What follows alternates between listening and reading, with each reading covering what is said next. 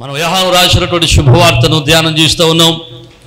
యోహాను రాసినటువంటి శుభవార్తలో మనం గత 2 వారాల క్రితం కొన్ని విషయాలు 2 వారాలు మనం యోహాను సువార్త ధ్యానాన్ని ఆపం. ఎందుకంటే వాటి క్రిస్మస్ సందేశం కోసం, రెండవది నూతన సంవత్సర సందేశం కోసం 2 వారాలు ఆపం. కానీ ఈరోజు నుంచి మరలా యోహాను సువార్తను తిరిగి పునః ప్రారంభిద్దాం. యోహాను సువార్తలో మనము నికోదేమును అలాగే యేసు ప్రభుల వారికి మధ్యలో జరిగినటువంటి సంభాషణ దగ్గర ఆగాం. ఈరోజు కూడా నికోదేము అలాగే యేసు ప్రభుల వారు వీరిద్దరి మధ్యలో జరిగినటువంటి సంభాషణలో నుంచి కొన్ని శ్రేష్టమైన విషయాలు మనం నేర్చుకోవడానికి మనం ప్రయత్నం చేద్దాం. నికోదేముకు అలాగే యేసు ప్రభుల వారికి మధ్యలో జరిగినటువంటి సంభాషణలో కొన్ని విషయాలు మనం కూలంకుషంగా అంటే అర్థం అవడం కోసం అక్కడ జరిగిన సంఘటన మీకు ఒకసారి జ్ఞాపకం చేస్తాను. ఒక రాత్రి యేసుక్రీస్తు ప్రభువుల వారు ఆయన ఒంటరిగా ఉన్నప్పుడు ఆ పట్టణములో ఒక సమాజ మందిరపు అధికారి, పరిసయ్యులలో శ్రేష్ఠుడు, ధర్మశాస్త్ర బోధకుడు, ఒక పేరు ప్రఖ్యాతులు గాంచినటువంటి ధనవంతుడు, అతని పేరు నికోదేము. ఈయన యేసు ప్రభుల వారి దగ్గరికి రాత్రివేళ రహస్యంగా యేసు ప్రభుల వారి దగ్గరికి వచ్చి యేసు ప్రభుల వారితో సంభాషించడం ప్రారంభించాడు. యేసు వారితో మాట్లాడుతున్నటువంటి ఆ మాటల్లో యేసువారిని ఈ యొక్క నికోదేము అడిగి ఉంటే, అయ్యా నేను దేవుడి రాజ్యానికి వెళ్ళాలంటే ఏం చేయాలి అని.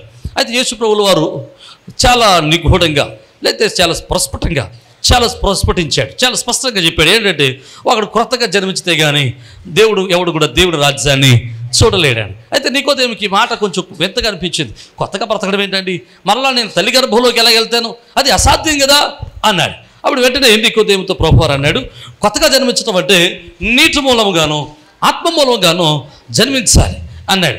అయ్యో అది కూడా నాకు అర్థం కావట్లేదంటే అప్పుడు యేసు ప్రభువు వారు ఆయనను గద్దించాడు. నువ్వు ధర్మశాస్త్ర బోధకుడు అయి ఉన్నావు కదా, ధర్మశాస్త్రాన్ని బోధించేవాడిగా ఉన్నావు కదా, ఈ మాత్రం కూడా నీకు తెలీదా అని యేసు ప్రభువు వారు గద్దించి చాలా విషయాలు ఆ యొక్క ఆత్మ నీటి ద్వారా జన్మించడం అంటే ఏంటో, ఆత్మ మూలముగా జన్మించడం ఏంటో చాలా విషయాలు నికోదేముకి ఆయన ప్రబోధించినట్లు మనం చూస్తూ ఉంటాం.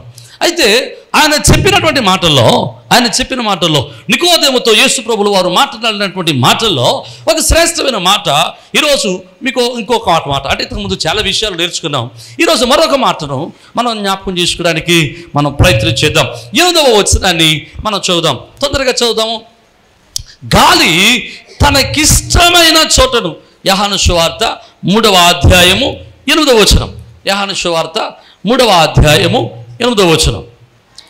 గాలి తనకిష్టమైన చోటకు విసరను, నీవు దాని శబ్దము విందువే గాని అది ఎక్కడికి పోతుందో ఎక్కడికి వస్తుందో నీకు తెలియదు.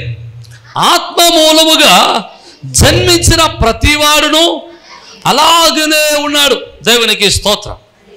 యేసు ప్రభుల వారు ఆత్మ మూలముగా పుట్టిన వాడిని మనకు అర్థమయ్యేటట్టు చెప్పడం కోసం ఆయన ఒక భూలోక సంబంధమైన విషయాన్ని సాదృశ్యంగా తీసుకున్నాడు.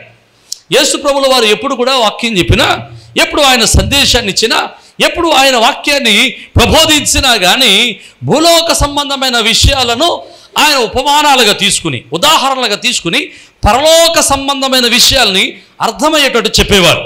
ఉపమానం అంటే అంతే. చూడండి, విత్తువాని ఉపమానం. విత్తువాడు పరలోకంలో ఉండడు, భూలోకంలో ఉంటే కనుక విత్తువాడిని గురించి ఆయన ఉపమానం చెప్పి అది పరలోక పరమార్థాన్ని అర్థమయ్యేటట్టు చెప్పాడు.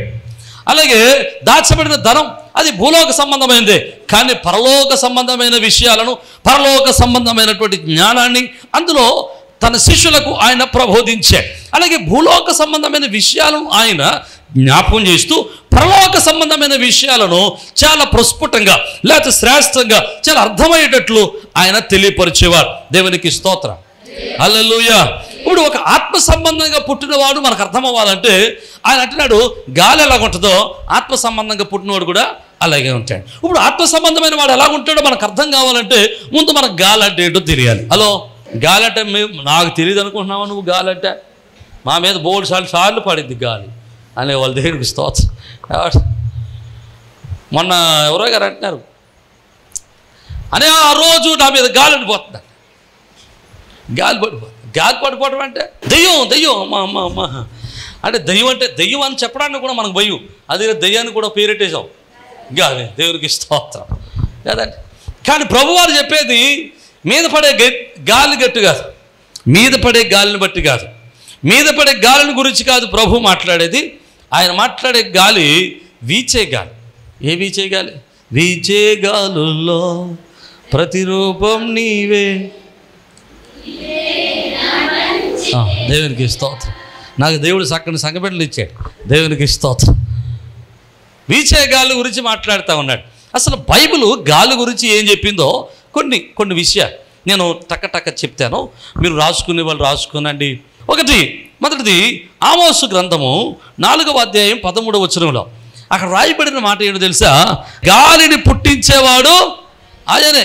చాలా విషయాలు చూస్తే మనకు అక్కడ అంటున్నాడు, గాలిని ఎవరు పుట్టిస్తున్నారు?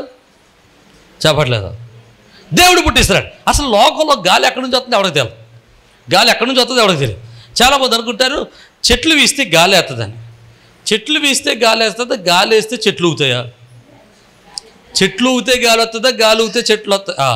గాలి వస్తే చెట్లు ఊగుతాయా? గాలి వస్తేనే చెట్లు ఊగుతాయి. మరి ఆ గాలి ఎక్కడి నుంచి వచ్చింది ఏమో ఎవరికి తెలుసు. లోకానికి తెలియనటువంటి మహాజ్ఞానం బైబిల్లో ఉంది. గాలిని ఎవరు పుట్టిస్తారయ్యా అంటే దేవుడే పుట్టిస్తాడని వాక్యంలో ఉంది. దేవునికి స్తోత్రం. అంటే భూమి మీద తిరిగే ప్రతి గాలిని కూడా ఎవరు పుట్టించారయ్యా అంటే దేవుడే పుట్టించాడు. దేవునికి స్తోత్రం చెప్పండి. ఇక మనం చూస్తే గాలి గురించి కొన్ని విషయాలు ప్రసంగి 1:6లోను యోహాను సువార్త 3:8లోను అక్కడ రాస్తూ ఉంటాడు, గాలట తనకి ఇష్టమైన చోటకు విసురుతుంది. ఉదాహరణ చెప్తాను. వర్షాకాలం వచ్చింది అనుకోండి. వర్షాకాలం రాగానే వాతావరణ శాఖలు మనల్ని ఏపించుకు తినేస్తుంటారు. అయ్యా బంగాళాఖాతంలో వాయుగుండం పట్టింది, అల్పపీడనం ఏర్పడింది, అల్పపీడనం వాయుగుండంగా మారిపోయింది. ఇదిగో అది పరిగెత్తుకుని వచ్చేస్తుంది. ఇదిగో కాకినాడలో దాడుతా అనుకుంటున్నాం అంటాడు. కాకినాడలో ఉన్న వాళ్ళందరూ వెళ్ళిపోతుంటారు అలాగా అని చెప్తూ ఉంటారు. గాలి ఇంచుమించు 150 కిలోమీటర్లు 200 కిలోమీటర్ల స్పీడ్తో వస్తుంది. ఆ స్పీడ్తో వస్తే గాలి మామూలుగా ఉండదండి. ఇల్లు పునాదులోంచి లేచిపోతుంది. అయితే కాకినాడలో ఉన్న వాళ్ళందరూ దడ ఆడిపోతుంటారు ఏమైపోవాలని. కలెక్టర్ గారు, ఎమ్మెల్యేలు, ఎంపీలు అందరూ దడ పరిగెత్తి ఆ జనాలందరినీ సురక్షితమైన ప్రాంతాలకి తరలించే పనిలో ఉంటారు. మళ్ళీ కాసేపటికి అంటారు, అయ్యా కాకినాడ వస్తాం అనుకున్నాం కానీ అది బందరు వెళ్ళిపోయింది అంటారు. మళ్ళీ బందర్లో ఉన్న వాళ్ళందరూ అడుగు నన్నంటరా బందరు వచ్చేందట. మళ్ళీ బందరు కాసేపు దగ్గర ఒరే మేము బందరు వద్దారు కూడా బందరు రావట్లేదు, ఇది ఒడిసి వెళ్ళిపోయింది అంటారు. ఆ దేవునికి స్తోత్రం. అంటే గాలి తనకిష్టమైన చోటకు విసురుతుంది. తన దిశ మార్చుకుంటుంది, తన దశ మార్చుకుంటుంది, తన ఆలోచన మార్చుకుంటుంది. తనకిష్టమైన చోటకు విసురుతుంది. అది ఇప్పుడు కాదు, ఎప్పుడో పరిశుద్ధ గ్రంథంలో దేవుడు 2000 సంవత్సరాల క్రితమే బైబిల్లో రాయించి పెట్టాడు. గాలి తనకిష్టమైన చోటకు విసురుతుంది. Okay right. ఇక 3వ అధ్యాయం 8వ వచనం అంటాడు, గాలి అదృశ్యమైనదని రాశాడు. గాలి కనబట్టలేదని ఇప్పుడు పెద్ద రహస్యం చెప్తున్నారు, కానీ బైబిల్లో చెప్తుంది గాలి అదృశ్యమైనది. గాలి ఉందని ఎలా తెలుస్తుంది? ఇప్పుడు ఇక్కడ గాలి ఉందా లేదని ఎలా తెలుస్తుందని మనకి? గాలి వస్తుందా లేదో? ఇక్కడ గాలి వేస్తుంది, గాలి తగులుతుంది, లేకపోతే గాలి వచ్చింది అని మీకు ఎలా తెలుస్తుంది? గాలి తగలాలి, లేకపోతే జుట్టు ఎగరాలి. నాకు ఫ్యాన్ తగులుతుందో లేదా ఎలా తెలుస్తుంది మీకు? ఇప్పుడు ఈ లేచుతుంటాయి కదా కొన్నింటికి, అవి ఇలా హోగుతుంటాలి కాదండి. లేకపోతే మీరు కప్పుకున్నటువంటి ఏంటి ముసుగులు ఉన్న ఈ రింగులు టింగ్ టింగ్ టింగ్ నవ్వు కాదు కాదండి. దేవునికి స్తోత్రం. ఏదో ఒకటి జరగాలి. అంటే గాలి అక్కడ వీస్తుందని ఎలా తెలుస్తుందంటే అక్కడ ఏదో ఒక కార్యము జరగాలి. ఇక మనం చూస్తే సామెతలు 25వ అధ్యాయము 23వ వచనంలో అక్కడ రాస్తాడు సామెతల గ్రంథకర్త సొలొమోను రాస్తాడు, గాలి వాన పుట్టించును వర్షాన్ని పుట్టిస్తుందని రాశాడు. గాలి ఏం పుట్టిస్తుంది? వర్షాన్ని పుట్టిస్తుంది. తర్వాత కొంత సంవత్సరాలకి సైన్స్ చెప్తుంది ఏంటో తెలుసా? ఇదిగో మేఘాలు వస్తాయి, మేఘాలు వచ్చిన తర్వాత చల్లని గాలి పైకి ఆ గాలి ఆ మేఘములను చల్లబరిస్తే ఆ గాలికి తగిలినటువంటి మేఘాలు చల్లబడి వర్షంగా కురుస్తాయి. అంతేనండి. అలాగే వస్తాయి వర్షాలు. లేకపోతే ఎవడన్నా మాట్లాడతాడు కింద నుంచి. దేవునికి స్తోత్రం. అదే దేవుడు పుట్టించినటువంటి గాలి వెళ్ళి ఆ గాలి ఆ మేఘాలను చల్లబరిచినప్పుడు ఆ మేఘాలు ఏమవుతాయి? వర్షంగా పడతాయి. దేవునికి స్తోత్రం. ఇక మనం చూస్తే పరమగీతాల్లో 4వ అధ్యాయం 6వ వచనం అంటాడు, పరమగీత 4:16లో ఉద్యానవనములో ఉన్నటువంటి పరిమళాన్ని వెదజల్లుతుందట. ఉద్యానవనములో ఉన్నటువంటి పరిమళాన్ని వెదజల్లుతుంది. అక్కడే ఉన్నటువంటి సువాసనని గాలి వచ్చి ఏం చేద్దంటే ఆ చుట్టుపక్కల ఉన్న వాళ్ళందరికీ పంపిణీ చేస్తుంది. అందుకోసం చూడండి, మీ ఇంట్లో బిర్యానీ వండుకుంటారు అనుకోండి, పక్కింటోడు తెలిసిపోదు. ఎలా తెలిసింది? వాసన. మన వాళ్ళు అసలే అమ్మా కొంచెం ఉప్పు తక్కువ చూడు ఆ రాత్రి పక్కింటోడు. ఎందుకంటే వాసన బట్టి కూడా స్టేజ్ చెప్పేవాళ్ళు ఉన్నారు మన వాళ్ళు. దేవునికి స్తోత్రం. ఏమండి ఎలా తెలిసింది? పక్కన చికెన్ వండుకుంటున్నారు, బిర్యానీ వండుకుంటారు, సారు కాసుకుంటారు, కోడిగుడ్లు వేసుకుంటారని వాసన వచ్చింది. వాసన ఎలాగ వచ్చింది? గాలి పట్టుకొచ్చేసింది. దేవునికి స్తోత్రం. గాలి వాసన వెదజల్లుతుంది. దానికి ఉండే లక్షణం 8వ అధ్యాయం ఆదికాండం 8వ అధ్యాయం 1వ వచనం చూస్తే నోవహు కాలంలో భయంకరమైనటువంటి జలప్రలయం వచ్చింది. ఈ జలప్రలయం వచ్చినప్పుడు భూమంతటి మీద నీళ్లు నిండిపోయాయి. నీళ్లు నింపబడినప్పుడు నీళ్లను తగ్గించడానికి దేవుడు చేసిన పని ఏంటో తెలుసా? ఒక ప్రచండమైన గాలిని ఆయన వీయించాడు. దేవునికి స్తోత్రం. గాలి వీయగా నీళ్లు తగ్గిపోయాను. దేవునికి స్తోత్రం. గాలికి మరో శక్తి ఏంటో తెలుసా? నీళ్లను ఆరవేసే శక్తి ఉంది, నీళ్లను తగ్గించే శక్తి ఉంది, నీళ్లను ఇంకజేసే శక్తి గాలికి ఉంది. దేవునికి స్తోత్రం. హల్లెలూయా. ఇంకా మనం చూసుకుందాం. యాకోబు పత్రిక 1వ అధ్యాయం 6వ వచనంలో చూస్తే సముద్ర తరంగాలను రేపేది గాలి అని రాశాడు. సముద్ర తరంగాలను రేపేది గాలి అని రాశాడు. అలాగే నిర్గమకాండం 14వ అధ్యాయం 21వ వచనంలో ఇశ్రాయేలీయులు వెళ్ళి ఎర్ర సముద్రం దగ్గర నిలబడినప్పుడు దేవుడు అన్నాడు, రైట్ మోసే నీ చేయి చాప అన్నాడు. చేయి చాపగానే ఏమైందండి? బలమైన గాలి వీచి సముద్రమును 2 ముక్కలుగా. ఆమేన్. హల్లెలూయా. సముద్రం 2 పాయలు అయిపోవటమే కాదండి, ఆ గాలి వలన నేల ఆరిన నేలగా మారిపోయింది. హల్లెలూయా. నన్ను ఈ మాట చెప్పరామండి. గాలి ఎంత శక్తివంతమైందో మీకు అర్థం అవ్వాలి. గాలి దేవుడు పుట్టించాడు. దేవుడు పుట్టించిన గాలి తనకిష్టమైన చోటకి వెళ్తుంది. గాలి శక్తివంతమైన కార్యాలు చేస్తుంది. వర్షాన్ని పుట్టిస్తుంది. వర్షం వలన పడిన నీటిని ఆరపోజేస్తుంది. సముద్రం 2 ముక్కలు చేయగలదు. ఆ యొక్క తడిసిన నేలను ఆరిన నేలగా చేయగలదు. సముద్రమును రేపగలదు. వాసనను వెదజల్లగలదు. దేవునికి స్తోత్రం. గాలికి చాలా శక్తినిచ్చాడు దేవుడు. చూడండి, గాలి వీస్తే ఇల్లు సైతం చెట్లు సైతం వేళ్లలో నుంచి పిగిలింపబడతా ఉన్నాయి. అంతటి శక్తినిచ్చాడు దేవుడు. అయితే మీకు మంచి మాట చెప్తారు, దేవుడు ఇంత గాలికి ఇంత శక్తినిచ్చాడే ఏంటన్నాడు కదా, గాలి ఎక్కడికి వీస్తుందో ఎలా వీస్తుందో ఎవరికి తెలియదు. తనకి ఇష్టం వచ్చిన చోట అది వీస్తుంది. అయితే ఆత్మ వలన జన్మించిన వాడు కూడా ఇలాగే ఎలా ఉంటాడు? ఎవరుంటాడు? ఆత్మ వలన పుట్టినవాడు, ఆత్మ వలన జన్మించిన వాడు కూడా గాలి వలె ఉంటాడు అన్నాడు. అసలు ఆత్మ వలన పుట్టినవాడు అంటే ఏంటి? ఆత్మ వలన పుట్టడం అంటే ఏంటి? ఆత్మలో జన్మించడం అంటే ఏంటి? అందుకనే నికోదేముతో ప్రభువు మాట్లాడుతూ చెప్తాడు, నువ్వు నీటి మూలముగాను ఆత్మ మూలంగాను జన్మించాలి. ఎలాగట? నీటి మూలంగాను ఆత్మ మూలంగాను జన్మించాలి. నీటి మూలంగా జన్మించడం అంటే బాప్తిస్మము. ఇప్పుడు నీటి మూలంగా జన్మించిన వారు దేవునికి స్తోత్రం. ఓకే, ఆత్మ మూలంగా జన్మించిన వాళ్ళు దేవునికి స్తోత్రం. కొన్ని చేతులు లాగలేదు. ఎందుకని? కొన్ని కారణాలు ఉన్నాయి, చెప్తాను. నీటి మూలంగా అంటే బాప్తిస్మం అన్నావు, బాగానే ఉంది. ఇప్పుడు ఆత్మ మూలంగా అన్నావు, ఇదేంటో అసలు దీని గురించి మేము ఎప్పుడు అపోస్తల గ్రంథంలో శిష్యులు వెళ్ళి ఎక్కడో కానీ సువార్త ప్రకటిస్తే మీరు మారు మనసు నిమిత్తం బాప్తిస్మం పొందారు. అబ్బే అలాంటిది ఏముందని మాకు తెలియదు. పరిశుద్ధాత్మ ఉందని తెలిసి అలాంటిది ఉన్నదనే సంగతి మాకు తెలియదు. అలా ఆ పరిశుద్ధాత్మ అంటే ఎవరో కూడా మాకు తెలియదు అన్నారట. అప్పుడు పరిశుద్ధాత్మ కలిగినటువంటి ఆ యొక్క అపోస్తలులు వారి మీద చేతుల నుంచి ప్రార్థన చేయగా వారు పరిశుద్ధాత్మ చేత నింపబడ్డారు. దేవునికి స్తోత్రం. హల్లెలూయా. ఎందుకంటే ఆత్మ బాప్తిస్మం అనగా ఆత్మతో నింపబడటం అనగా ఆత్మ చేత నడిపింపబడడం, ఆత్మతో జన్మించడం అనగా పరిశుద్ధాత్మ శక్తి చేత నింపబడుట, పరిశుద్ధాత్మ శక్తిని అనుభవించుట. పరిశుద్ధాత్మని మన శరీరాలలో మన ఆత్మలో అనుసంధానం చేసుకోవడం, మనము పరిశుద్ధాత్మను అనుసరించి నడవటం, దేవుని యొక్క వాక్యాన్ని అనుసరించి నడవటం, మన ఆత్మలో దేవుడికి స్థానాన్ని ఇవ్వటం. కొరింథీయులకు రాసిన పత్రికలో మొదటి పత్రికలో మనం చూస్తే అక్కడ రాస్తాడు 6:19 మీ దేహము పరిశుద్ధాత్మకు ఆలయమై ఉండదంటాడు. అంటే పరిశుద్ధాత్మకు మన శరీరాన్ని ఆలయంగా ఇచ్చాడమే. అనగా మనం చనిపోయి మన ఆత్మలో క్రీస్తే బ్రతకడం. దేవునికి స్తోత్రం. పరిశుద్ధాత్మ నింపుదల కలిగి ఉండటం, పరిశుద్ధాత్మ యొక్క నింపుదల కలిగి ఉన్నటువంటి మనం, పరిశుద్ధాత్మ నింపుదల కలిగి ఉన్నటువంటి మనం ఆత్మ బాప్తిసం పొందామని తెలుసుద్ది.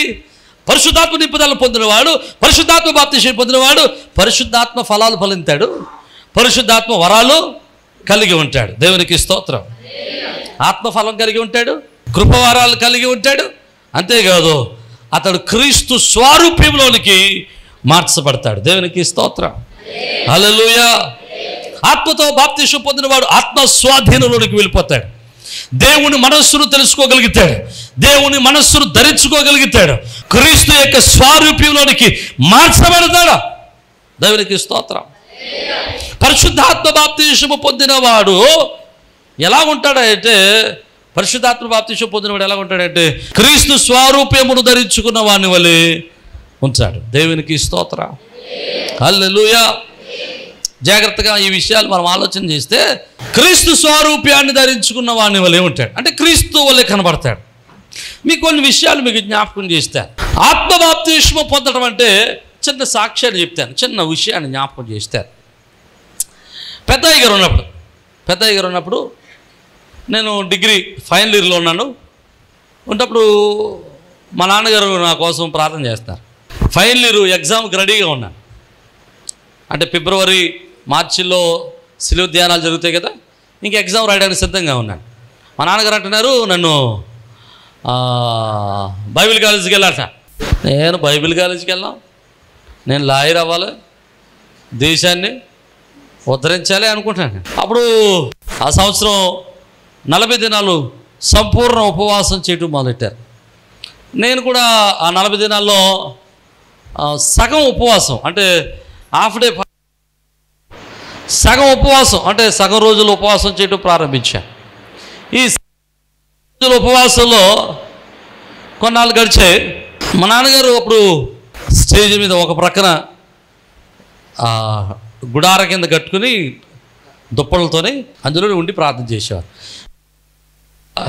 మేమేం బయట హాల్లో పడుకునేవాళ్ళం. సందర్భంలో ఒకరోజు తెల్లవారుజామున కాసేపు ప్రార్థన చేసుకుని అలా పడుకున్న కాసేపటికి మొగనగా నిద్ర పడుతుంది వల్ల నాకు ఆకాశం కనబడతా ఉంది, తెరవబడిన ఆకాశం కనబడతా ఉంది. ఆ తెరవబడిన ఆకాశంలో అంతా చీకటిగా ఉంది. కానీ ఆ చీకటిలో ఒకే ఒక్క చుక్క కనబడుతుంది, ఒకే ఒక చుక్క. పిన్నుతో పెడితే పాయింట్ ఎంత ఉంటుందో ఆ పిన్ పాయింట్ అంతా కనబడతాను. ఆ పిన్ పాయింట్ అంతా నేను చూస్తూనే ఉన్నాను. చూస్తూ ఉంటుంది అనమాట. అది ప్రయాణం చేసుకుంటూ వస్తున్నటువంటి సందర్భంలో అది పిన్ పాయింట్ అంతా కొంచెం పెద్ద అయింది. కాసేపటికంటే గంటల 2-3 సెకండ్లకి 4 సెకండ్లకి అరిచేయి అంత అయిపోయింది. మనిషి ఎంత చెయ్యంత అరిచేయి. ఇక నాకు ఆ కనబడిన వెంటనే ఆ వెలుగు పడిపోయింది అనమాట. బలమైన వెలుగు నా మీద పడిపోయింది. వెలుగు ప్రకాశించిందో ఒళ్ళంతా కాలిపోయింది. శరీరం ఏమైపోతుందో తెలియదు. ఇంచుమించు శరీరం అంతా చెమట్లు పట్టేస్తాయి. శీతకాలంలో చెమట్లు పట్టేసి చాలా భయంకరంగా ఆ మందిరం అంతా గిరగిర తిరిగేస్తారా. తిరుగుతున్నటువంటి మా అమ్మగారు వచ్చారు, తమ్ముడోళ్ళు వచ్చారు, మా నాన్నగారు, ఎంతమంది పట్టుకున్నా కానీ నేను ఇంచుమించు ఒక అరగంట అలాగే ఇబ్బంది పడ్డాను. అరగంట తర్వాత మళ్ళీ అలాగాగితే అప్పుడు నాకు ఆ నిశ్చనంలో ఆ నిద్రలో ఏం కనబడుతుందంటే ఎవరో ఒక పెద్ద ఆయన ఒక పెద్ద కర్రటుకు నుంచి గొర్రెలు వైపుకున్నటువంటి కర్రటుకు వచ్చి నాకు ఇచ్చాడన్నమాట. ఆ గొర్రెల మేపో అన్నాడు. ఆ కర్ర తీసుకుని నేను వెళ్ళిపోవటం మొదలెట్టాను. కాసేపటికి నిద్ర పట్టింది. నిద్ర పెట్టిన కాసేపటికి లేచాను. లేచిన తరచి శరీరం అంతా కూడా చెమట పట్టేసి శరీరం అంతా దుమ్మైపోయి ఉంది. ఏమైందమ్మా అన్నాను. ఏం కాదులే పడుకో అన్నారు. పొద్దున్న లేచిన తర్వాత జరిగిందంతా చెప్పారు. ఆ జరిగింది చెప్పినప్పుడు నాకు అర్థమైంది, నేను పరిశుద్ధాత్మ శక్తిని చేత నింపబడ్డాను అని. హల్లెలూయా, హల్లెలూయా. ప్రియమైన దేవుని బిడ్డలారా, దేవునికి స్తోత్రం. ప్రియమైన దేవుని బిడ్డలారా, అంటున్నాను, మనము దేవుని యొక్క పరిశుద్ధ ఆత్మ అగ్ని చేత మనము కాల్చబడాలా. వాక్యంలో అంటాడు కదా, మత్తయి సువార్త చూడండి, మత్తయి సువార్త 3వ అధ్యాయం, మత్తయి సువార్త 3వ అధ్యాయం 11వ వచనంలో అంటాడు కదా, ఆయన పరిశుద్ధాత్మలోను అగ్నితోను మీకు బాప్తిస్మం ఇచ్చును. హల్లెలూయా. ఆయన ఎలా బాప్తిస్మం ఇస్తాడట? పరిశుద్ధాత్మలోను అగ్నితోను బాప్తిస్మం ఇస్తాడు. అగ్నితో బాప్తిస్మం ఇవ్వడం అంటే అగ్ని ఇలాగా కాగడంటే ఇచ్చి కాగడ కింద నడిపించడం అగ్ని బాప్తిస్మం కాదు. అగ్ని బాప్తిస్మం అనేటువంటిది మనుషుడు ఇచ్చేది కాదు, అది ప్రభువు మాత్రమే ఇచ్చేది. దేవునికి స్తోత్రం. హల్లెలూయా.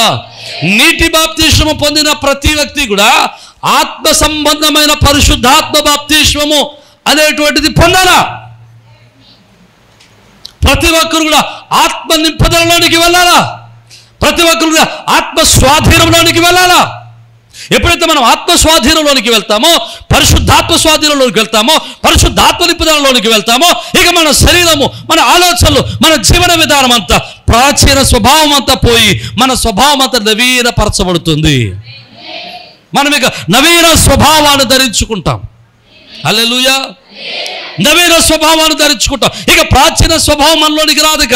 పాత కోపాలు, పాత ద్వేషాలు, పాత అసూయలు, పాత పిసినారితనం, పాత దోషాలు ఇవేం మనలోనికి రావిక. మనలోనికి నూతన స్వభావము, నూతన పురుషుడు, నూతన ఆలోచన, నూతన జ్ఞానము, నూతన జీవన విధానము, నూతనంగా ఆలోచించడం మనలోనికి వచ్చేస్తాయి. దేవునికి స్తోత్రం.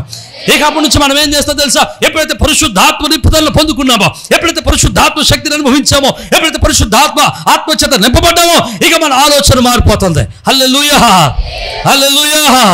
మనం ఆలోచించే విధానం మారిపోతుంది, మనం మాట్లాడే మాట మారిపోతుంది, మన చూపు మారిపోతుంది, మనం నడిచే నడక మారిపోతుంది, మన ప్రవర్తన మారిపోతుంది, మనం ఆలోచించే విధానం మారిపోతుంది, మనం మాట్లాడే మాట తీరు మారిపోతుంది, మనం ప్రవర్తించే ప్రవర్తన ప్రతిదల్లోనూ మార్పు కనబడుతుంది. మనం చూసిన ప్రతి ఒక్కరు వీళ్ళు ఏదో మార్పు వచ్చిందిరా అంటారా. హల్లెలూయా.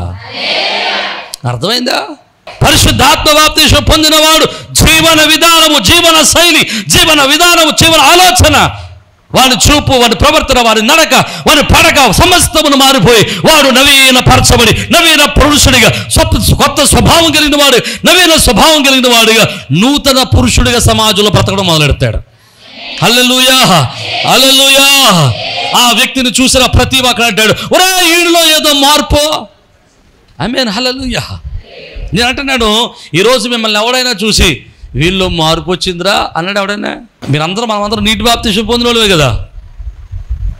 మరి నీటి బాప్తిస్మం పొందినటువంటి మీలో ఏదైనా మార్పు వచ్చిందా? నీ భర్త అన్నాడని నీ ముఖం మీద ఎప్పుడైనా, అమ్మ నీవు చాలా మారిపోయావు మరి. హలో, ఎవడొద్దు, బయటోడొద్దు, పక్కోడొద్దు, ఊరు పక్కోడొద్దు, ఊళ్ళో వద్దు. నీ భర్త అన్నాడా, అమ్మ నీలో చాలా మార్పు కనబడుతుందని. మరి నీ భార్య అందా, అయ్యా నీలో చాలా మార్పు కనబడుతుందని. అర్థమవుతుంది. దేవునికి స్తోత్రం. హల్లెలూయా. నీలో మార్పు కనబడుతుంది అన్నప్పుడు నీలో పరిశుద్ధాత్మ పనిచేయడం మొదలెట్టాడని అర్థం. హల్లెలూయా. అప్పుడు పరిశుద్ధాత్మ వరాలు పనిచేయడం మొదలెట్టినట్టు అర్థం. హల్లెలూయా. అప్పుడు పరిశుద్ధాత్మ యొక్క కృపా సన్నిధి, పరిశుద్ధాత్మ ఫలాలు నువ్వు ఫలిస్తున్నావని అర్థం. హల్లెలూయా. ఎప్పుడైతే పరిశుద్ధాత్మ శక్తి నువ్వు పొందుకుంటావో ఆత్మ వరాలు ఫలించడం మొదలెడతాయి, ఆత్మ ఫలాలు ఫలించడం మొదలెడతావు. నువ్వు ఆత్మ ఫలాలతో ఫలించి మంచితనము, ప్రేమ, విశ్వాసము, నిరీక్షణ, సంతోషము, దీర్ఘశాంతం ఇవన్నీ నీలోనికి వచ్చేస్తాయి. అర్థమైతే దేవునికి స్తోత్రం. హల్లెలూయా.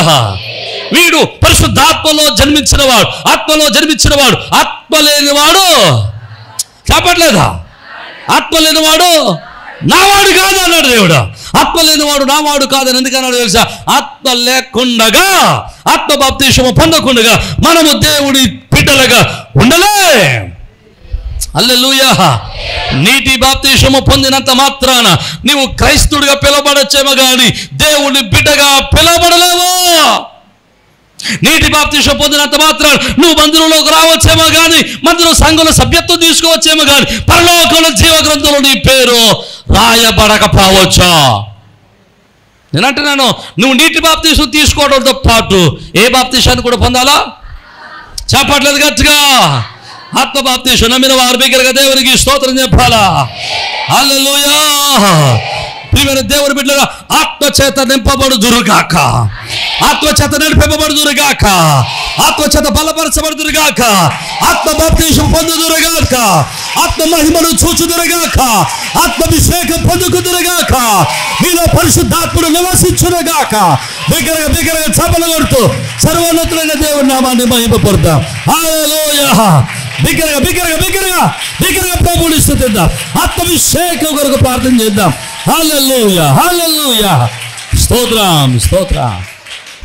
నన్ను ఈ మాట చెప్పడం ఆత్మను పొందుకున్నవాడు జీవన విధానం మారిపోతుంది, ఆలోచన విధానం మారిపోద్ది అని నేర్చుకున్నాం. రైట్. ఇక్కడ ప్రభు అంటున్నాడు, ఆత్మ బాప్తిస్మాన్ని పొందినవాడు, ఆత్మలో జన్మించినవాడు, ఆత్మలో పుట్టినవాడు, ఆత్మ బాప్తిస్మాన్ని పొందినవాడు ఎలా ఉంటాడట చెప్పాలి. హలో, ఎలాగా? గాలిలాగా, అంటే దెయ్యులాగా. వీచే గాలి. దేవునికి స్తోత్రం. రైట్. ఎలాగొట్టాడు? వీచే గాలిలాగా వచ్చాడు. నేను అంటున్నాడు, వీచే గాలిని దేవుడు ఆత్మ, ఇక బాప్తిస్మం పొందిన వాడిని, ఆత్మ తినపబడిన వాడిని వీచే గాలికి ఎందుకు పోల్చాడో తెలుసా? వీచే గాలి గురించి ఒక మాట చెప్పాడు ఆయన. ఏడు తెలుసా? అది ఎక్కడికి తనకి ఇష్టం వచ్చిన చోటకు. హలో, వీచే గాలి ఎలా ఉంటుందట? ఇష్టం వచ్చిన చోటకు వెళ్తుందట. అంటే ఆత్మ బాప్తిస్మం పొందినవాడు, ఆత్మలో నింపబడినవాడు, ఆత్మతో నింపబడినవాడు, ఆత్మలో జన్మించినవాడు తనకి ఇష్టం వచ్చిన చోటకు వెళ్ళగలడా? హల్లెలూయా. అర్థమైందా మీకు? నువ్వు నరకానికి వెళ్ళాలనుకుంటే నరకానికి వెళ్ళగల, పరలోకం వెళ్ళాలనుకుంటే. హలో, ఆత్మ బాప్తిస్మం పొందినవాడు తనకిష్టం వచ్చింది చేసుకోగలడా? తను అనుకున్నది చేయగలడా? తను అనుకున్నది సాధించగలడా? అర్థమైతే దేవునికి స్తోత్రం చెప్పాలా? ఇది మీకు అర్థమవడానికి ఒక మంచి మాట చెప్తాను. దేవుని యొక్క వాక్యంలో ప్రభు ఒక మాట అన్నాడు. ఒక మాట కాదు, ఒకే మాటను 7 పర్యాయాలు 7 రకాలుగా మాట్లాడాడు. ఏడు తెలుసా? ఆయన దగ్గరికి వచ్చిన వారు అనేక మంది బాగుపడ్డారు. బాగుపడిన ప్రతి ఒక్కరితో ఆయన ఏమన్నాడు తెలుసా? నీ విశ్వాసమే నేను. చెప్పట్లేదు, నీ విశ్వాసమే నిన్ను, నీ విశ్వాసమే నిన్ను, నీ విశ్వాసమే నిన్ను. రైట్. నీ విశ్వాసం నిన్ను స్వస్థపరిచేది, నీ విశ్వాసం నిన్ను బాగు చేసేది, నీ విశ్వాసం నిన్ను రక్షించింది అని చెప్పాడు. ఇప్పుడు బాగు చేసింది ఎవరు? మరి ఎవరు అంటున్నాడు ఆయన? హలో, అంటే దేవుణ్ణి, యేసుని దేవునికి అంగీకరించి, ఆయన దేవుని కుమారుడిగా అంగీకరించి ఆయన దగ్గరికి వచ్చిన వారిలో వాడు విశ్వసించాడు. ఏమని విశ్వసించాడు? నేను ఆయన దగ్గరికి వెళ్తే బాగుపడతానని, ఆయన దగ్గరికి వెళ్తే బాగుపడతానని విశ్వసించి వచ్చిన వాడల్లా, నేను ఆయన దగ్గరికి వెళ్తే బాగుపడతాను అని విశ్వసించి వచ్చిన వాడల్లా చెప్ప బాగుపడ్డాడు. విశ్వసించి వచ్చిన వాళ్ళ స్వస్థత పొందుకున్నాడు. విశ్వసించి వచ్చిన వాళ్ళ రక్షింపబడ్డాడు. నేను అంటున్నాను, ఆయన విశ్వాసం వచ్చి ఆత్మమూలముగా పుట్టినవాడు విశ్వసిస్తే చాలు స్వస్థత కలుగుతుంది. హల్లెలూయా. నమ్మితే చాలు ఆశ్చర్యకారాలు జరుగుతాయి, నమ్మితే చాలు అద్భుతాలు జరుగుతాయి. హల్లెలూయా. అందుకనే ప్రభు అంటాడు కదా, ఇగో నీవి కొండను చూచి ఇది పొమ్మనగానే అది అదో పోతదా? మార్కు సువార్త 11:20 అంటాడు, ఈ కొండను చూచి ఇక్కడ నుంచి పొమ్మని చెప్పగానే ఈ కొండ ఇక్కడ నుంచి పోయి సముద్రంలో. హల్లెలూయా. ఎవడు పట్టుకెళ్తాడు? ఎవడు పట్టుకెళ్తాడు? ఏమో, కానీ నేను విశ్వసించాను, నేను ఆజ్ఞాపించాను, నేను శాసించాను, అది జరుగుతుందంతే. హల్లెలూయా. ఎందుకు తెలుసా? ఆత్మలో పుట్టిన వానికి దేవుడు శాసించే అధికారాన్ని ఇచ్చేశాడు. హల్లెలూయా. ఆత్మలో పుట్టిన వానికి అధికారాన్ని ఇచ్చేశాడు. ఎందుకు తెలుసా? ప్రభు అంటాడు కదా, ఆయన రాజులుగాను యాజకులుగాను మనలను ఆయన పిలుచుకున్నాడా. ఆమేన్. హల్లెలూయా. మీకు ఇంకో మాట చెప్తారు, మీకు మంచి మాట చెప్తారు. యోబు గ్రంథం 3వ అధ్యాయం 25వ వచనం చూడండి ఒకసారి. యోబు గ్రంథం 3వ అధ్యాయం 25వ వచనం. నేను ఏది వచ్చునని బహుగా భయపడ్డానో అదే నాకు సంభవించుచున్నది, నాకు భీతి పుట్టించినదే. హల్లెలూయా. యోబు 3వ అధ్యాయంలో తన స్నేహితులతో మాట్లాడుతూ అంటున్నాడు, ఏమని అంటున్నాడో తెలుసా? నేను ఏది వస్తుందని భయపడ్డాను? హలో, నేను ఏది వస్తుందని భయపడ్డాను? అదే నీ మాట చెప్పరామండి. నిన్ను దేవుడు రక్షించి నిన్ను ఆత్మతో నింపి తన కృపతో నింపి నిన్ను బలపరిచింది నువ్వు భయపడతావని కాదు. అందుకనే అపోస్తలుడైన పౌలు అంటాడు, మనకు దేవుడు భయముతో కూడి ఉన్న ఆత్మను ఇవ్వలేదు, పిరికి ఆత్మను ఇవ్వలేదు, పిరికితనాన్ని ఇవ్వలేదు. ఏమిచ్చాడట దేవుడు? ఇంద్రియ నిగ్రహము గల శక్తినే ఇచ్చాడట. అంటే నిగ్రహము కలిగిన బలాన్ని, బలము శక్తిని ఇచ్చాడట. ఆయన మనకు పిరికితనాన్ని ఇవ్వలేదు. అయోబు భయపడ్డాడట. ఏం భయపడ్డాడు? నేను యథార్థంగా ఉంటున్నాను, నా మీదకి ఏ శాపం వస్తుందో, నేను యథార్థంగా ఉంటున్నాను, ఏ కోపం వచ్చిద్దో, ఏ కోపం వచ్చిద్దో, ఏమైపోద్దో అని భయపడుతూనే ఉన్నాడట. యోబు ఏది భయపడ్డాడో చెప్పట్లేదు, అదే వచ్చేది. ఇప్పుడు నువ్వు ఏది భయపడతావో అదే. నాకు రోగం వచ్చేద్దామో అనుకుంటే ఏమవుతుంది చెప్పట్లేదు. అమ్మ క్రిస్మస్ కదా, అందరూ గుప్పిళ్ళు ధరిస్తే క్రిస్మస్ బాగా జరుగుద్ది. దిక్కుమల్లోని నాకు ఎక్కడ వస్తా, దిక్కుమల్లోని నేను దిక్కుమల్లోనే నీ బతుకంత చెప్పట్లేదు మీరు. దేవునికి స్తోత్రం. ఎందుకని నిన్ను ఎవడు దిక్కుమల్లో చేయలేదు, నీకు నువ్వే చేసుకున్నావు దిక్కుమల్లోని. దేవునికి స్తోత్రం. దరిద్రుడంటే ఏముందట, నాకు ఏమీ లేదు అనుకుంటానే. మీరు హల్లెలూయా. మా నాన్నమ్మ అదే పాడిదట, యెహోవా నా కాపరి, నాకేమి ఏమీ లేకుండా పోయింది పాపం. దేవుడికి స్తోత్రం. చచ్చిపోయేటప్పుడు ఏమీ లేదు, ఇల్లు లేదు, ఓకలేదు, గొప్ప లేదు, గోల్డ్ లేదు, ఏమీ లేదు. ప్రియమైన దేవుని బిడ్డలారా, జ్ఞాపకం చేసుకురండి. నువ్వు ఏది భయపడ్డావో అదే నీ మీదకి వస్తుంది. నువ్వు ఏది ఊహించావో అదే నీకు జరుగుతాయి, ఏది ఆలోచించావో అదే జరుగుతాయి. అందుకని అంటే నువ్వు నీ నోరు జాగ్రత్తగా అదుపులో. హలో, ఎలాగా? నీ నోరు జాగ్రత్తగా అదుపులో పెట్టుకో. నీకు ఏది పడితే అది నోట్లోకి రానవ్వక. నీ పిల్లల్ని ఏది పడితే తిట్టేవాక. ఎందుకంటే నువ్వేది అనుకుంటే చెప్పట్లేదు. ఎప్పుడైనా నన్ను తిట్టాలనుకుంటే ఏమని తిడతారా? మా భాస్కర్ అమెరికా వెళ్ళిపోనా అని చెప్తే తిట్టండి. చెప్పుడు చారాల నుంచి అమెరికా వెళ్దాం అనుకుంటున్నాను నేను. దేవుడికి స్తోత్రం. హల్లెలూయా. మీ పిల్లలు తిట్టాలనుకుంటే ఏమని తిట్టాలి? మా పిల్లలు కలెక్టర్ పనికి పోలే కలెక్టర్ అయిపోనా. అలా తిడితే కోపం తగ్గుతుంది. చూశారు కదా, సఫీతేనే కోపం తగ్గుద్ది. హల్లెలూయా. నన్ను మాట చెప్పరామండి. దేవుని యొక్క వాక్యం చెబుతుంది, గాలి తనకిష్టమైన చోటికి విసిరినట్లుగా ఆత్మ మూలంగా పుట్టినవాడు ఉంటాడు. ఆత్మ మూలంగా పుట్టినవాడు ఏది శాసిస్తే అది జరుగుతుంది. నీ జీవితంలో స్వస్థతను శాసించావా, స్వస్థత జరుగుతుంది. నీ జీవితంలో రుణాలు పోవాలని శాసించావా, రుణాలు పోతాయి. నీ జీవితంలో ఆశీర్వాదం కావాలనుకున్నావా, ఆశీర్వాదం కలుగుద్ది. నీ జీవితంలో ఆనందం కావాలనుకున్నావా, ఆనందం కలుగుద్ది. నీ జీవితంలో మారు మనసు కావాలనుకున్నావా, మారు మనసు కలుగుద్ది. నీ జీవితంలో ఆనందం కావాలనుకున్నావా, ఆనందం కలుగుద్ది. నీ జీవితంలో సంతోషం కావాలనుకున్నావా, సంతోషం కలుగుద్ది. నీ జీవితంలో కన్నీరు పోవాలనుకున్నావా, కన్నీరు పోతుంది. నీ జీవితంలో ఆశీర్వాదం ఆనందం కావాలనుకున్నావా, ఆనందం కలుగుద్ది. నీ జీవితంలో సమృద్ధి కలుగుద్ది. నీ జీవితంలో సంతోషం కలుగుద్ది. నీకు నెమ్మది కలుగుతుంది. నీ మీద ఉన్న ప్రతి దురాత్మ శక్తులు పారిపోతాయి. హల్లెలూయా, హల్లెలూయా. నువ్వు ఏది ఆశిస్తే అదే జరుగుతుంది. నమ్మినవారు దేవునికి స్తోత్రం చెప్పాలా. హల్లెలూయా. నీ ఇల్లు సమృద్ధితో నింపబడాలని కోరుకుంటే సమృద్ధిగా దేవుడు నింపుతాడా. నీ ఇల్లు ఎప్పుడు ఆనందంగా కోలాహలంగా ఉండాలనుకుంటే దేవుడు నీ ఇల్లు ఎప్పుడు సంతోషంగానే ఉంచుతాడా.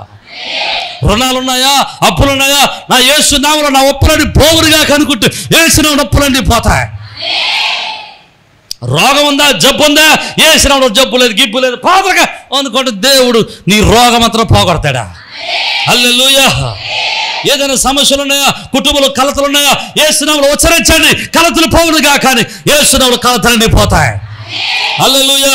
నిన్ను ఏది ఆటంకపరుస్తుందో ఆ ఆటంకానికి వ్యతిరేకంగా ప్రయోగించండి. మీ మాట ఉచ్చరించండి, ఆశీర్వాదం ఉచ్చరించండి. శాపం పోయి ఆశీర్వాదం మీ మీదకి దిగి వస్తుంది. నమ్మిన వాళ్ళు దేవునికి స్తోత్రం చెప్పాలా. హల్లెలూయా, హల్లెలూయా. నువ్వు మాట్లాడితే సముద్రాలు నింపబడతాయి. నువ్వు మాట్లాడితే సముద్రాలు రెండు పాయలైపోతాయి. నువ్వు మాట్లాడితే అద్భుతాలు దేవుడు జరిగిస్తాడు. నీకు దేవుడు అద్భుతాలు శాసించే అధికారాన్ని ఇచ్చేశాడు. హల్లెలూయా, హల్లెలూయా. దేవుడిచ్చిన అధికారాన్ని నువ్వేం చేస్తున్నావు? మరి ఇప్పుడు ఏం చేస్తున్నావు? అసలు విషయం చెప్తారు అన్నట్టు. అసలు విషయం ఏంటంటే అసలు నీకు శాసించే అధికారం ఉందా లేదా? ఎవడ కొంత శాసించే అధికారం? అది మొక్క ఎవడికి? ఆత్మమూలముగా జన్మించిన వారికి. ఇప్పుడు నువ్వు ఆత్మమూలంగా జన్మించావా? ఆత్మబాప్తిశాన్ని పొందావా? ఎప్పుడైనా నీలో ఆత్మ పనిచేసిందా? ఎప్పుడైనా పరిశుద్ధాత్ముడు నీలో పనిచేశాడా? ఎప్పుడైనా పరిశుద్ధాత్మ వరాన్ని రుచి చూచావా? ఎప్పుడైనా పరిశుద్ధాత్మ శక్తి చేత నింపబడ్డావా? ఎప్పుడైనా నీ జీవితంలో ఆత్మశక్తిని, ఆత్మ వరములు కలిగి, ఆత్మ ఫలము కలిగి జీవించావా? ఎప్పుడైనా క్రీస్తు స్వరూపిలోనికి మార్చబడ్డావా? నీ ప్రాచీన స్వభావము మార్చబడిందా? నువ్వు ఎక్కడ కొట్టుబిట్లాడుతున్నావు అంటే నీటి బాప్తీశానికని చెప్పట్లేదు, ఆత్మ బాప్తీశానికి మధ్యలో కొట్టుబిట్లాడతాం. చాలే అయిపోయింది, ఇక నేను టిక్కెట్ తీసేసుకున్నాను అనుకున్నాను. It's not over. పరిశుద్ధాత్మలో నువ్వు పరిపక్వత చెందిన క్రైస్తవ జీవితంలోనికి అడుగెట్టాలా? పరిపక్వత చెందిన క్రైస్తవ జీవితంలోనికి వెళ్తే అందుకని దైవ భక్తి గొప్ప లాభ సాధనం. దేవునికి స్తోత్రం. గొప్ప ఎందుకు లాభ సాధనం తెలుసా? దైవ భక్తి కలిగిన ఆత్మపూర్ణుడైన వాడు ఏది శాసిస్తే చెప్పలేదా? అందుకే చెప్పరా, గుండె చచ్చిపోవలసాడు అంటే దేవుడు బ్రతికించాడంటే కారణం తెలుసా? ఎప్పుడు చెప్పేవారు, ఏయ్ నోర్మయ్యి, దేవునికి స్తోత్రం. నీకింకా పోవాలి అంత రోజులు ఉన్నాయి. నా బలహీనత నన్ను బాగు చేస్తూ దేవుడు నన్ను బాగు చేశాడు, నన్ను బాగు చేశాడు, నేను బాగుపడ్డానని చెప్పుకునేవాడు. ఎప్పుడు బలహీనని చెప్పుకోలేదు. దేవునికి స్తోత్రం. హల్లెలూయా. దేవుడు నన్ను బాగు చేశాడని చెప్పారు. ఎప్పుడైతే ఆశీర్వచనాన్ని శాసించానో దేవుడు ఆ యొక్క శాపమంతటిని తొలగించి ఆరోగ్యంతో నింపాడు. హల్లెలూయా. నేనంటే ఎప్పుడు కూడా మీ బిడ్డల మీద శాపవచనాలు ఉచ్చరించద్దు. ఎప్పుడు కూడా మీ భర్తల మీద శాపవచనాలు ఉచ్చరించద్దు. ఎప్పుడు కూడా మీ కుటుంబం మీద శాపవచనాలు ఉచ్చరించుకోవద్దు. ఎప్పుడు మేము కూడా మిమ్మల్ని మీరు దిగజారిన స్థితిలోనికి మాట్లాడుకోవద్దు. ఎప్పుడు కూడా ఆశీర్వచనాలే మాట్లాడుకుందురుగాక. హల్లెలూయా. నీ జీవితాలు దేవుడు ఆశీర్వాదకరంగా మార్చునుగాక, దీవెనకరంగా మార్చునుగాక, మీ కన్నీరు తుడుచునుగాక, మీరు శాసించింది జరుగునుగాక. హల్లెలూయా. ఇప్పుడు అంటారా చాలామంది, అంటే నేను ఏదనుకుంటే అయిపోద్దా, అయితే నాకు 10 కేజీలు బంగారు, అదే ఇప్పుడు ఏమైనా అయిపోద్దా, రోజు నా ఇంటి ఎదురుకుండా ఆవిడ దోపచి ఇచ్చాను, ఏ సునావులో పని చచ్చిపోను కాక. మన ప్రార్థనలు ఎలాగే ఉంటాయి కదా, రోజు లేచి తిట్టే ఏ సునావులో నోరెడిపోగాక. నీకు విషయం చెప్తాను, ఆత్మ మూలముగా పుట్టిన వాని యొక్క కోరికలు ఎలాగ ఉండవు. హలో, ఆత్మ మూలంగా పుట్టిన వాని కోరికలు ఎలాగ ఉండవు. అందుకని యాకోబు రాసిన పత్రికలో అంటాడు, మీరు దురుద్దేశంతో అడుగుతున్నారు కాబట్టి మీకు దొరకదు. మీ ఉద్దేశాలు ఏవై ఉన్నాయో, దేవుడి చిత్తానుసారమైన ఉద్దేశాలు కలిగి ఉంటే ఖచ్చితంగా దేవుడు దానిని నెరవేరుతాడు. హల్లెలూయా, హల్లెలూయా. ఎదురుగుండా ఆవిడ తిట్టకూడదా ఉండాలంటే ఏం చేయాలి? ఆవిడ కొత్త ఇల్లు కొనుక్కుని కొద్దికి వెళ్ళిపోవాలి. ఆవిడ మీరు ఏం చేయాలి? ప్రభా ఈ మనిషికి కొత్త పెద్దిల్లు ఇచ్చేయాలని ప్రార్థన చేస్తే ఇంకెప్పుడు నీ దగ్గర కనబడితే కొత్త ఇంట్లోకి పోద్ది. హల్లెలూయా. కానీ మనం ఏం ప్రార్థన చేస్తాం? అలా ప్రార్థన వస్తుంది నా మొఖం నీకు ఏమవుతుంది? నూరెడు పోవాలి, చెయ్యడు పోవాలి. అందుకని నీ ప్రార్థనకి ఏం రావట్లేదంటే ఆమేన్. హల్లెలూయా, హల్లెలూయా. నేనేమాట అంటున్నాను, శాసించే అధికారాన్ని దేవుడు నీకు ఇచ్చాడు. నువ్వు అనుకున్నది సాధించే అధికారాన్ని నీకు ఇచ్చాడు. అధికారాన్ని నీకు అప్పగించేశాడు దేవుడు. అధికారాన్ని నీకు అప్పగించేశాడు. నువ్వు అడుగు, నీకేది ఇష్టం అడుగు, అది నేను నీకు అనుగ్రహిస్తాను. దేవునికి స్తోత్రం. నీకు ఇచ్చేస్తాను అంటాడు. అది పవర్ నీ దగ్గర ఉందంతే. మనకి ఏమీ తెలియదు. నా మొహం ఏమీ తెలియదు. నా మొహం కూడా తెలియదు. ఏం తెలుసు అంటే ఆదివారం రావటం, ఆదివారం ఉత్తరం కాబట్టి 10 రూపాయలు ఎట్టుకెళ్ళటం, కాసేపు కూర్చోవటం, కాసేపు నిద్ర అవటం, ప్రార్థన అయిపోయిన తర్వాత భోజనార్థం వెళ్ళిపోవటం. అమ్మయ్య ఆదివారం అయిపోయింది అనుకోవటం తెలుసు. అంతేగాని అంతకు మించి వాక్యం ఏం చెప్పాడు, వాక్యంలో ఏముందో, వాక్యాన్ని అనుసరించి బతుకుదామా అనేది అసలు కాసేపే వింటారు. వాక్యం కూడానే అలా వెళ్ళేటప్పుడు ఆ 4 మెట్లు ఎన్ని ఉంటాయి. నాకు 4 మెట్లు తులుపుకోలేక చచ్చిపోతున్నాం మేము రోజు. దేవునికి ఎంత దులుపురు అక్కడే వాడదు దుమ్మంతా. దేవునికి స్తోత్రం. నేను ఆత్మ వలన పుట్టాలి, ఆత్మ వలన జన్మించాలి. ఆత్మ వలన జన్మించాలంటే నీలో పరిశుద్ధాత్మ దేవుడు పనిచేయాలి. నీలో పరిశుద్ధాత్మ దేవుడు పనిచేయాలి అంటే నువ్వు దేవుని యొక్క వాక్యానికి లోబడాలి, వాక్యానుసారంగా జీవించాలి, వాక్యములకు విధేయుడు అవ్వాలి, వాక్య శక్తి చేత నింపబడాలి. అప్పుడు పరిశుద్ధాత్మ దేవుడు నీలో పనిచేయడం మొదలెడతాడు.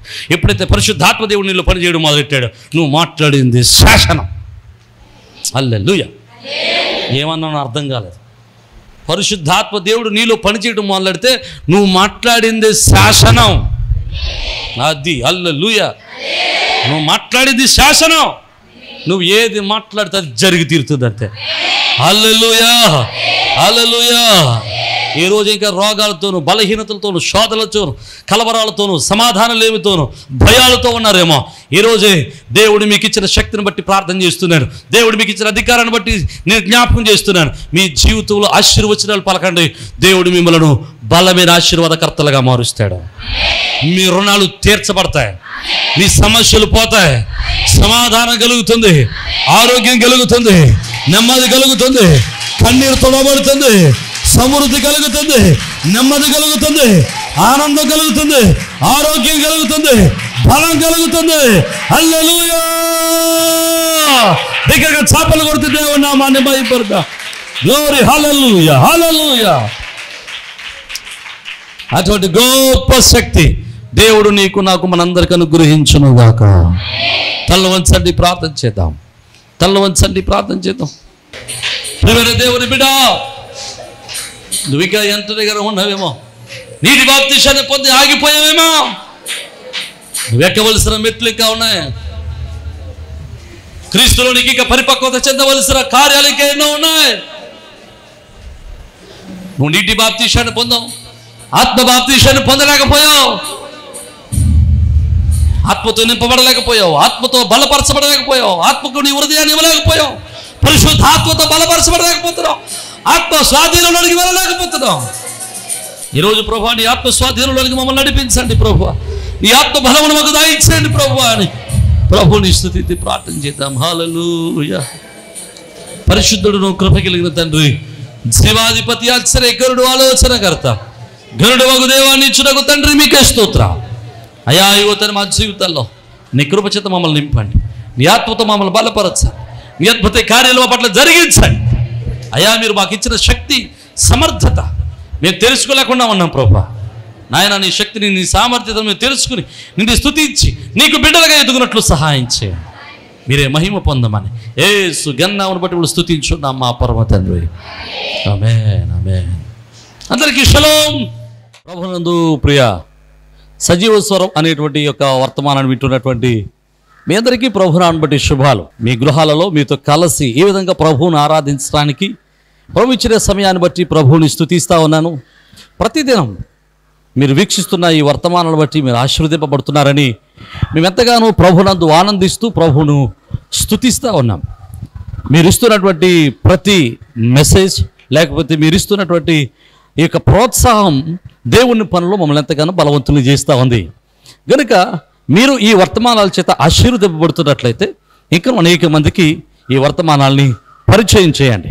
అలాగే ఈ వర్తమానాల చేత మీరు ఆశీర్వదింపబడుతున్నట్లయితే తప్పనిసరిగా ఈ యొక్క పరిచర్యలో మీ వంతు సహకారాన్ని, భాగస్వామ్యాన్ని పంచుకోవాలని ప్రభు పేరట మిమ్మల్ని ప్రేమతో ఆహ్వానిస్తూ ఉన్నాం.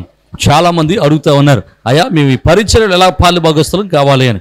చాలా సంతోషం. దేవుడు మీకు ఇచ్చిన భారాన్ని బట్టి ప్రభునందు ఆనందిస్తూ ఉన్నాను. తప్పనిసరిగా మీరు కూడా మాతో కలిసి ఈ యొక్క సత్య సువార్తను, ఈ యొక్క ఆత్మీయమైన వర్తమానాలను అనేక మందికి అందించటంలో మీ వంతు కూడా ఖచ్చితంగా సహకారాన్ని అందించవచ్చు. కనుక ఈ స్క్రీన్ మీద కనబడుతున్న నెంబర్లకి ఖచ్చితంగా ఫోన్ చేయండి. తగినటువంటి ఆలోచనలు, సలహాలు, ఎలాగో మీరు ఈ పరిచర్యలో బాల్య భాగస్తులు కాగలరో మేము మీకు తెలియపరుస్తాం. అలాగే మీరు ఈ వర్తమానాల చేత ఆశీర్వదింపబడుతున్నట్లయితే, ఒకవేళ మీరు ఇప్పటి వరకు ఏ సంఘానికి వెళ్ళని వారైతే, ఏ మందిరానికి అటెండ్ కాని వారైతే తప్పనిసరిగా మిమ్మల్ని మా మందిరానికి, మా సహవాసానికి ప్రేమతో ఆహ్వానిస్తూ ఉన్నాం. చక్కని అపోస్తుల యొక్క బోధ, ఆత్మీయమైనటువంటి ఆరాధన, ప్రేమతో కూడినటువంటి సహవాసము, చక్కని ప్రేమతో కూడినటువంటి ఆదరణ సంఘం ద్వారా పొందడానికి మిమ్మల్ని ప్రేమతో ఆహ్వానిస్తూ ఉన్నాం. ఒకవేళ మీరు ఏదైనా మందిరాల్లో మందిరాల్లో కట్టబడి ఉన్నట్లయితే తప్పనిసరిగా ఆదివారపు ఆరాధన, మందిరంలో జరిగేటువంటి కూడికలలో పాల్గొనటం మానేయదు. తప్పనిసరిగా మీ మందిరాల్లో బలవంతులై, శ్రేష్ఠులై, దేవుని పనులు బలవంతులుగా ఎదగాలని మిమ్మల్ని ప్రేమతో ఆహ్వానిస్తున్నాం. ఒకవేళ ఎక్కడ మీరు పరిచర్యలో ఏ పరిచర్యకు, ఏ సహవాసానికి ఒకవేళ మీరు అట్టుకట్టి ఉండకపోతే, ఏ సహవాసంలో మీరు పాలిభాగస్తులుగా ఉండకపోతే తప్పనిసరిగా మిమ్మల్ని ప్రేమతో ఆహ్వానిస్తూ ఉన్నాం. మన పరిచర్యల ద్వారా ఇంకా అనేకమైనటువంటి పరిచర్యలు జరుగుతూ ఉన్నాయి. ప్రతి నెల అనాథల పరిచర్య చేస్తూ ఉన్నాం. ఈ అనాథల పరిచర్యలో చాలామంది యవన బిడ్డలు తమ యవన కాలంలో తమ యొక్క భర్తలను కోల్పోయిన వారు ఉన్నారు. అలాగే చిన్న చిన్న పిల్లలు పెట్టుకుని వారు పోషిస్తున్న వారు ఉన్నారు. వారిని పోషించడానికి దేవుడు మాకు ఇచ్చినటువంటి ఆలోచన బట్టి ప్రతి నెల కొంత సహాయాన్ని చేస్తున్నాం. ఇంకా ఆ సహాయాన్ని అనేక మందికి పంచాలని ఆశపడుతూ ఉన్నాం. ఇలాంటి దేవుని పరిచర్యలో మీరు కూడా మీ యొక్క సహకారాన్ని ప్రేమతో అందించవచ్చు. అలాగే ప్రతి నెల సెకండ్ సాటర్డే మన మందిరంలో చిన్నపిల్లల ప్రోగ్రాం జరుగుతుంది. ఇది ప్రతి నెల జరుగుతూ ఉంది.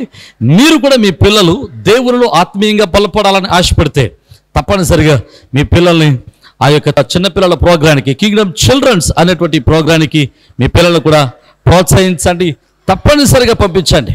ఉదయం 9 గంటల నుంచి 4 గంటల వరకు చక్కని పాటలు, చక్కని కథలు, చక్కని ఆరాధన, దైవభక్తి, అలాగే విశ్వాసంలో వారిని బలపరచడానికి ఎంతో మేము తోడ్పడుతూ ఉన్నాం, వారిని బలపరుస్తూ ఉన్నాం. అది మీ పిల్లలకు ఆత్మీయంగా బలపడడానికి, విశ్వాసాలు బలపడడానికి ఎంతగానో దోహదం చేస్తూ ఉంది. తప్పనిసరిగా ఈ పరిచర్యలో మీరు కూడా పాలిభాగస్తులై ఉండాలని ప్రభు పేరిట మనం చేస్తున్నాం. అలాగే ఇండియా ప్రేయర్ లీగ్ అనేటువంటి ఒక ప్రార్థనా సహవాసాన్ని నడిపిస్తూ ఉన్నాం. మిమ్మల్ని కూడా ప్రేమతో ప్రార్థనా సహవాసంలోనికి ప్రేమతో ఆహ్వానిస్తూ ఉన్నాం. తప్పనిసరిగా మీరు ఫోన్ చేయండి, తగిన విషయాలన్నీ మీతో పంచుకుంటాం. అలాగే మీరు ఒకవేళ యూట్యూబ్ ద్వారా వాక్యాన్ని విన్నట్లయితే, ఒకవేళ ఈ వాక్యం ద్వారా, ఈ వర్తమానాల ద్వారా మీరు ఆశీర్వదింపబడిన వారైతే ఖచ్చితంగా ఈ యొక్క వర్తమానాలు అనేక మందికి పరిచయం చేయండి. ఈ యొక్క వర్తమానాలని మీరు అనేక మందికి పరిచయం చేసి ఈ యొక్క పరిచర్యలో మీరు కూడా తప్పనిసరిగా పాలుభాగస్తులు కావాలని, పరిచర్యలో మీరు కూడా తప్పనిసరిగా చేతులు కలిపి దేవుని యొక్క రాజ్య వ్యాప్తిలో ప్రయాసలో మీరు కూడా మాతో కలిసి రావాలని ప్రేమతో ఆహ్వానిస్తూ ఉన్నాం. ఒకవేళ మీరు రావాలి అనుకుంటే తప్పనిసరిగా మీ విషయాలు మాకు తెలియపరచండి. మీ కొరకు, మీ కుటుంబాల కొరకు, మీ బిడ్డల కొరకు మేము అనునిత్యం ప్రార్థన చేస్తున్నాం. ప్రభు కృప మీకును, మీ కుటుంబాలకును, మీ బిడ్డలకును ఎలా తోడే ఉండి మిమ్మల్ని స్థిరపరిచి ఆదరించును గాక. ఆమేన్.